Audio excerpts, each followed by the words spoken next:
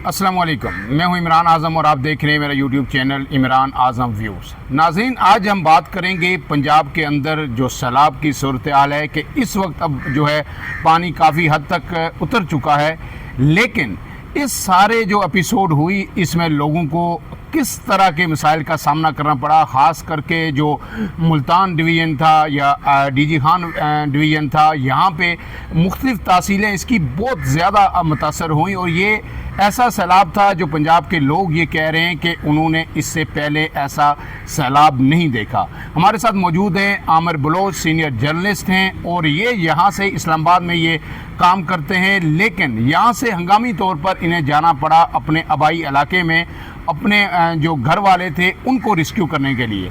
और फिर ये तकरीबन 15 दिन उस इलाके में रहे जहाँ पे ये सैलाब था, जलालपुर पीर वाला और इससे मुल्का जो इलाके थे वहाँ पे ये रहे। इन्होंने वहाँ पे क्या देखा, क्या एक्सपीरियंस किया, किस तरह का सैलाब था, इंतज़ामिया का रिस्पांस कैसा था और लोगों को किस कदर नुकसान उठाना पड़ा है और अब आने वाले दिनों में क्या उनकी बहाली मुमकिन है, ये सब जो आप भी थी बुनियादी तौर पर जो है ये आपके सामने रखेंगे ताकि आपको वहाँ की जो एग्जैक्ट सूरत हाल है उसका जो है इदराक हो सके, क्योंकि ये सब कुछ वहाँ पे ये अपनी आंखों से देख के आए हैं। तो आमिर बलोच साहब, आपका बहुत शुक्रिया, आपने वक्त दिया। मुझे ये पहले बताइए कि आप का जो ताल्लुक है वो किस इलाके से है और वहाँ आप किस तारीख को यहाँ से गए, वहाँ पे आपने क्या एक्सपीरियंस किया? बहुत शुक्रिया सर। 6 सितंबर को जो है ना सैलाब जो जलालपुर पीर वाला तहसील है उसका एक इलाका है खान बिला, यूनियन कौंसिल है, उसके साथ साथ और भी मज़ीद देहात लगते हैं उस इलाके को, और वो कदीमी शहर है। जलालपुर पीर वाला शहर से भी पुराना शहर है, वो है छोटा सा लेकिन है पुराना। तो उस शहर से मेरा ताल्लुक़ है, मैं उसी पैदा भी वहीं हुआ हूँ। तो मेरी गली में तकरीबन 5 सितंबर को पानी दाखिल हो चुका था। तो वैसे 3 सितंबर को हमारे इलाके में पानी दाखिल हो चुका था, लेकिन जो मेरी गली थी वहाँ 5 सितंबर को दाखिल हुआ और 6 सितंबर को मैं वहाँ पहुँचा था। तो वहाँ जब मैं पहुँचा तो वहाँ जो इंतज़ामिया थी, इंतज़ामिया से मैंने जाके रेस्क्यू 112 का जो दफ्तर था जलालपुर शहर में, जलालपुर शहर से 12 किलोमीटर दूर है खान बिला, छोटा सा शहर जो मेरा भाई गाँव भी साथ है और मेरा इलाका भी वही है। तो वहाँ पर मैं जाके जो इंचार्ज थे रेस्क्यू 112 उनसे मैंने बात की, आफ्ताब मलिक है नाम उनका। मैंने कहा सर 12 किलोमीटर का सफ़र है, मैंने रेस्क्यू कराना है, वो लोग फंसे हुए। मेरे उस टाइम सिग्नल थे। अच्छा। हमारे इलाके में 15 दिन सिग्नल भी नहीं रहे। अच्छा। अभी तक सिग्नल बहाल नहीं हुआ। अच्छा, नेटवर्क भी नहीं चल रहा। तो वो उस टाइम सिग्नल 2-3 दिन ना चलते रहे। तो वो रबते थे लोगों के, लोग कह रहे थे कि हम वहाँ फंसे हुए हैं, हमारा ये हालात है। तो मैंने जाकर उनको सूरत हाल बताई, तो उन्होंने जो है ना कहा है कि ये जो लोग फंसे हुए हैं ये अपनी वजह से फंसे हुए हैं, हमारा इससे कोई लेना देना नहीं है। हम ये आफत जो है कुदरती है, हम इसके हमारे बस में ही नहीं है। ये तो फिर ये जो इतना बड़ा रेस्क्यू ऑपरेशन की जो बात की जा रही थी वो फिर किस मकसद के लिए था, वो किधर हो रहा था? ये जब तक मरियम नवाज़ का दौरा नहीं हुआ, मरियम नवाज़ के दौरे से पहले पूरी तहसील में 6 से 7 कश्तियाँ थी। जलालपुर पीर वाला जो एक बड़ी तहसील है, 5,54,000 उसकी आबादी है। जो देहात हैं 4,88,000 लोग देहातों में रह रहे हैं उसमें, और तो 4,88,000 में से तकरीबन जो है ना 4.5 लाख लोग मुतासर हैं इस सैलाब से। और उस पूरे 4.5 लाख की आबादी के लिए इनके पास थी 7 कश्तियाँ थीं, और 7 कश्तियों में से 3 ख़राब थी या 4 ख़राब थी। ये उस इंचार्ज के अपने अल्फाज हैं। ऑन ग्राउंड ये सूरत हाल थी जिसमें आपने लोगों को भी रिस्क्यू करना था, उनका जो छोटा मोटा सामान था बड़ा तो नहीं आ सकता था, और फिर सबसे बड़ा मसला माल मवेशी जो लोगों का लिविंग का जरिया हैं, जो शायद इंसानों के बराबर लोग उनसे प्यार करते हैं, तो उनको भी रिस्क्यू करना था। तो फिर ये कैसे ये मुमकिन होता है? ये सारा 3 से 4 दिन ये सिचुएशन रही। उसके बाद मरियम नवाज़ ने दौरा किया। मरियम नवाज़ के दौरे के बाद मरियम नवाज़ ने आई और उन्होंने जो तहसील है, तहसील का शहर छोटा सा जलालपुर पीर वाला, उसकी जो एक्चुअल आबादी है वो 67,000 है, लेकिन जो लोग अब हिजरत करके पनाह के ले के 1,00,000-1.5 लाख उस टाइम आबादी उस टाइम की थी। तो उसमें मरियम नवाज़ ने कहा कि मैं इस शहर के गिर्द बंद वो कराएंगे, उन्होंने हुक्म दे दिया। लेकिन वो जो 4,88,000 आबादी है उसके ऊपर ना कोई कमेंट है, ना ही उसने कहा है कि इसको किस तरह से रेस्क्यू करना है। एक और ख़बर जो मुझे मिली है वो सरकारी सोर्सेज के मुताबिक, जो मरीम नवाज़ है, मरीम नवाज़ ने कमिश्नर जो मुल्तान है उनको 100 मिलियन रुपए दिए हैं, और चेक नहीं दिया, कैश दिए हैं। अच्छा, कैश यानी कि फौरी तौर पर फौरी। आप जो है लोगों को रिस्क्यू करें, या जहाँ जहाँ पैसों की जरूरत पड़ती है, वो कश्ती फौरी- वाले को फौरी- देने फौरी। हायर करना है, या लोगों के लिए सामान खरीदना, उसके लिए यानी कैश दिए गए। इसी तरह बहावलपुर डिवीजन को भी इसी तरह दिए गए थे, और बहावलपुर की जो कमिश्नर थी वो अपनी गाड़ी में पैसे रख के बैठी रही कि अगर खुदा न खास्ता कोई ज़रूरत पड़ती है तो फ़ौरन वो पैसे निकाल के दे देती थी, वो वेट नहीं करती थी तो कि जब इसका मतलब आप ये कहना चाह रहे हैं कि पंजाब गवर्नमेंट की तरफ से जो है फंड्स की कमी नहीं थी नहीं। लोगों को रिस्क्यू करवाने के लिए, या फौरी जो है उन तक सामान पहुंचाने के लिए, खाने पीने का, जो आगे जो मसाइल पैदा हो रहे थे वो इंतजामी लेवल पे हो रहे थे। जी बिल्कुल, इंतज़ामिया जो थी वो बिल्कुल इतनी स्लो हो चुकी थी, उनको समझ ही नहीं आ रही थी क्या करें। मेन का जो मैंने ऑब्ज़र्व किया, जो हमारे तहसील के इंचार्ज हैं आफ्ताब मलिक साहब, उन्होंने ब्रीफ ही नहीं किया सही से। जो हमें जो इंतज़ामिया के बड़े अफसरान हैं उनसे जब बात हुई, तो इवन आर्मी के अफसरान से बात हुई, तो उन्होंने भी यही कहा, हमें आपके जो इधर के इंचार्ज थे उन्होंने हमें ब्रीफ ही नहीं किया कहाँ कहाँ मसाइल हैं। दूसरे नंबर पे इनका मेन मकसद था कि इंसान निकालें, ठीक है, जो आना चाहते हैं उनको ले आएं, जो नहीं आना चाहते हैं उनको मरने दें, उनको सज़ा दें। पानी जो खड़ा था वो तो खड़ा रहा, अब उनको रेस्क्यू, अगर फॉर एग्जांपल उनको खुराक भी पहुंचानी, वो भी नहीं पहुंचाने दे रहे थे। वो कह रहे थे कि अगर इन्होंने अपनी मर्जी से ये नहीं आ रहे तो मरें भी अपनी मर्जी अच्छा, से। मतलब उनका ये था कि हमने लोगों को पहले कहा कि आप इलाके छोड़ के, घर बार छोड़ के आ जाएं, तो जाहिर है लोगों का सब सामान वहाँ पे था। जिस तरह फिर चोरी की वारदातें वहाँ पे शुरू हो गई, कश्तियों पे जाके तो लूटना भी शुरू हो गए, और फिर साथ उनके माल मवेशी थे, तो अगर लोग नहीं आना जा रहे थे तो उनको निकालने के बजाय जी छोड़ दें, इन्होंने अपनी मर्जी की। अब ये डूबते हैं, मरते हैं, इनके माल मवेशी मरते हैं, उनको जो है छोड़ दिया गया पानी, वहाँ पे। उनको मतलब माल मवेशी तो दूर, उनको पानी तक नहीं देने दिया पीने के लिए।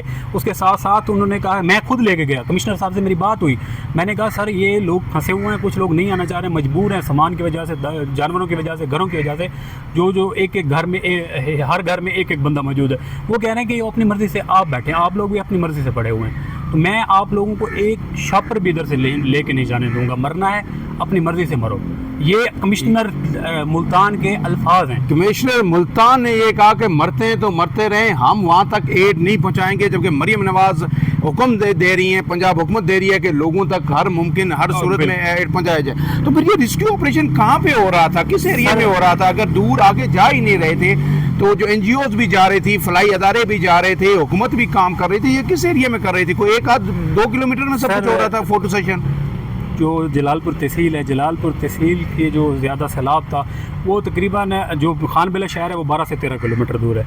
उससे आगे जो देहात हैं वो 6 किलोमीटर 7 किलोमीटर, ये ओवरऑल मिला के 20 से 25 किलोमीटर का एरिया बनता है। जो इंतज़ामिया थी, इंतज़ामिया खान बिला शहर तक आई। जब मरियम औरंगज़ेब से मेरी बात हुई, मुझे मरियम औरंगज़ेब ने कॉल की, DG रेस्क्यू ने डॉक्टर रिजवान नासिर, उन्होंने मुझे कॉल की, ख्वाजा सलमान रफ़ीक ने मुझे कॉल की, तब जाके रेस्क्यू की टीमें आईं खान बिला तक, जलालपुर से खान बिला तक, खान बिला से जलालपुर तक सिर्फ एक विजिट। ये तो देखिए ना, आप तो एक जर्नलिस्ट थे, आपके इस्लामाबाद के अंदर पहले तवील अरसे से आप यहाँ पे साफत कर रहे हैं, आपके सोर्सेज थे, आपने जाके अपना असर सूख इस्तेमाल किया कि यहाँ से लोगों को निकालें, एक्टिवेट करें। तो जिन लोगों के कोई सोर्स नहीं था तो उनका क्या फिर कौन पुरसान हाल था इस सारी मुश्किल में? सर, जिन लोगों के सोर्स नहीं थे वो आज भी छतों के ऊपर बैठ के, अगर पानी तो कम हो गया लेकिन आज भी वो छतों के ऊपर बैठ के गुजारा कर रहे हैं। जो कुछ लोग निकले थे, यानी लोग आज भी वहाँ पे जो है मुल्तान डिवीजन में जहाँ जहाँ सैलाब है, जलालपुर पीर वाला या दिगर जो आप इलाके बता रहे हैं, वहाँ अब भी लोग एक तरह से मैसूर हैं। ऐसे ही मैसूर हैं। और लोग जो रेस्क्यू जिन्होंने अपने बच्चों को किया है, फैमिलीज़ को किया है, उन्होंने अपनी मदद आपके तहत किया है। लोग 50,000 से शुरू हुए एक चक्कर से, 50,000 का एक चक्कर से शुरू हुए, और 7 लाख कश्ती जो प्राइवेट कश्ती है, प्राइवेट कश्ती 7 लाख तक गए हैं।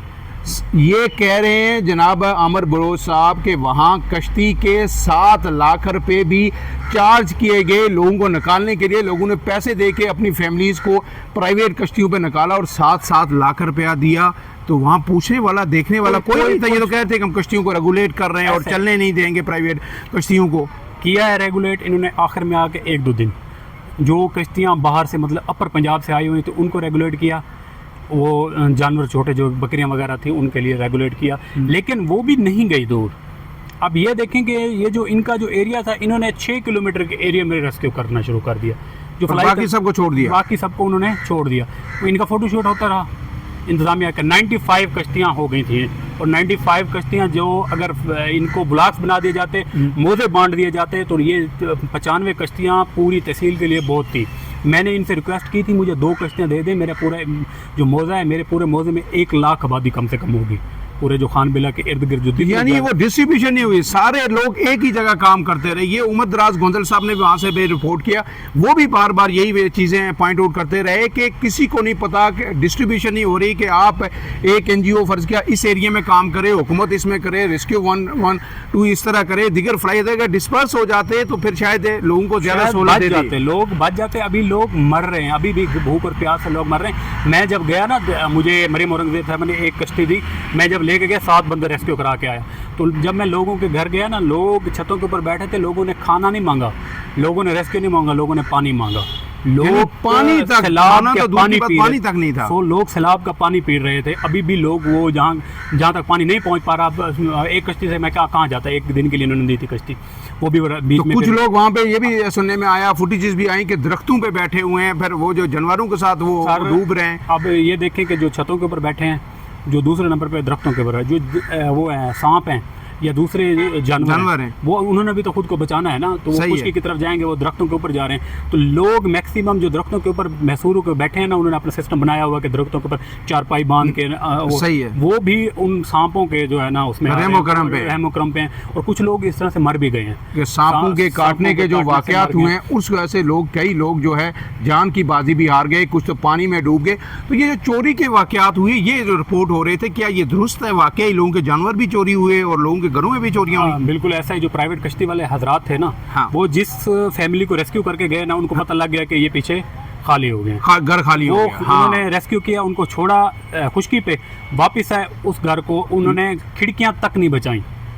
मतलब इतना उन्होंने सफाइया किया है कि अंदर का सामान तो सामान गया, उन्होंने बाहर जो खिड़कियां दरवाजे थे वो भी निकाल के ले गए। ये कह रहे हैं कि पहले जो प्राइवेट कश्तियां थी वो लोगों को रेस्क्यू करती थी, एक मकाम पे पहुंचा के उसका 50,000 लाख 2 लाख उनसे लेके, उसके बाद उन्हें पता चल जाता था कि ये इलाका खाली हो गया, ये घर खाली हो गए, और वो वहाँ पे आते थे और सारा सामान लूट के चले जाते थे। तो फिर जब ये सूरत हाल थी, लोगों को तो पता था कि यही होगा, तो फिर लोग कैसे घर बार छोड़ के आ जाते? और फिर हुकूमत कह रही है कि हम खाने पीने के लिए भी वहाँ उनको कुछ नहीं देंगे क्योंकि वो अपनी मर्जी से वहाँ पे हैं। या तो फिर सिक्योरिटी प्रोवाइड करें ना घरों में, वहाँ पे पुलिस जो है वो गश्त करे, जो रेस्क्यू वाले लोग हैं, जो फोर्सेस हैं, वो गश्त करती, वो भी नहीं किया। आखिरी दिनों में अभी 2 दिन पहले 2 कश्तियाँ पूरी तहसील में गश्त कर रही हैं।